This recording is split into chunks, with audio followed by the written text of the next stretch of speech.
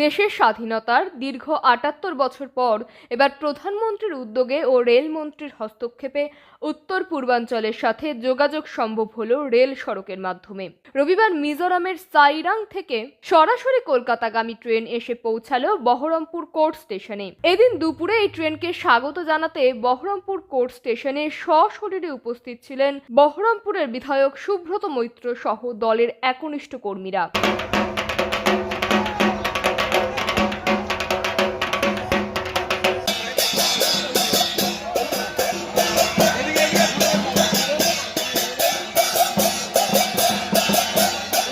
এদিন এই নতুন ট্রেনের উদ্বোধন বিষয়ে প্রধানমন্ত্রী নরেন্দ্র মোদী ও রেলমন্ত্রী অশ্বিনী বৈষ্ণবকে আন্তরিক কৃতজ্ঞতা জানালেন বিধায়ক সুব্রত মৈত্র। তিনি বললেন, এই ট্রেন উদ্বোধন হওয়ার নানাভাবে উপকৃত হবে বহরমপুর শহর তথা মুর্শিদাবাদবাসী।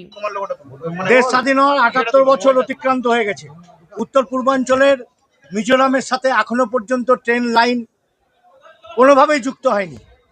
অসাধ্য সাধন করলেন আমাদের যশস্বী প্রধানমন্ত্রী নরেন্দ্র মোদীজি এবং রেলমন্ত্রী অশ্বিনী বৈষ্ণবজি। তার সাথে যে ধরনের অসাধ্য সাধন করেছেন কলা কুশলীরা, তাদেরকে আমার তরফ থেকে, বহরমপুরবাসীর তরফ থেকে অসংখ্য অসংখ্য প্রণাম। নরেন্দ্র মোদীজি এবং বৈষ্ণবজি যে হারে ভারতবর্ষের সার্বিক উন্নয়নের জন্য এগিয়ে যাচ্ছেন, তাতে তিনি বিশ্ব বরেণ্যের দিকে এগিয়ে যাবেন এবং আগামী দিন বিশ্ব বরেণ্য নেতা হবেন। আমার বহরমপুর শহরে নসিপুর ব্রিজ চালু হয়ে যাওয়ার পর অনেকের অনেক কিছু ব্যঙ্গোক্তি আমাদের শুনতে হয়েছে, কিন্তু ধীরে ধীরে সব কিছু হবে, আরও ভালো ভালো নতুন ট্রেন আসবে। আজ যে মিজোরাম থেকে কলকাতামুখী যে ট্রেন একটু আগে বহরমপুর স্টেশনের মধ্যে দিয়ে চলে গেল, আপনারাও দেখেছেন, সেই ট্রেন আসার জন্য আমাদের সমস্ত রেলওয়ে কর্মচারী, আরপিএফ, জিআরপি এবং ভারতবর্ষের প্রধানমন্ত্রী এবং রেলমন্ত্রীকে আমাদের বহরমপুরবাসীর পক্ষ থেকে অসংখ্য ধন্যবাদ।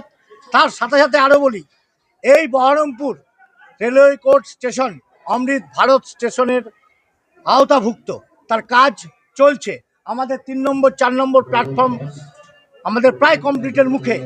আমরা রেডি, কিন্তু নৈহাটি, রানাঘাট, কৃষ্ণনগরের এখনো পর্যন্ত প্ল্যাটফর্ম রেডি না হওয়ার জন্য আগামী দিনে আরও ভালো ভালো ট্রেন আনার সম্ভাবনা থাকা সত্ত্বেও দেরি হচ্ছে।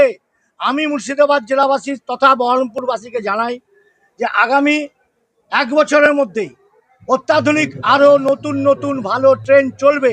ব্যুরো রিপোর্ট, সময়ের বার্তা ডিজিটাল।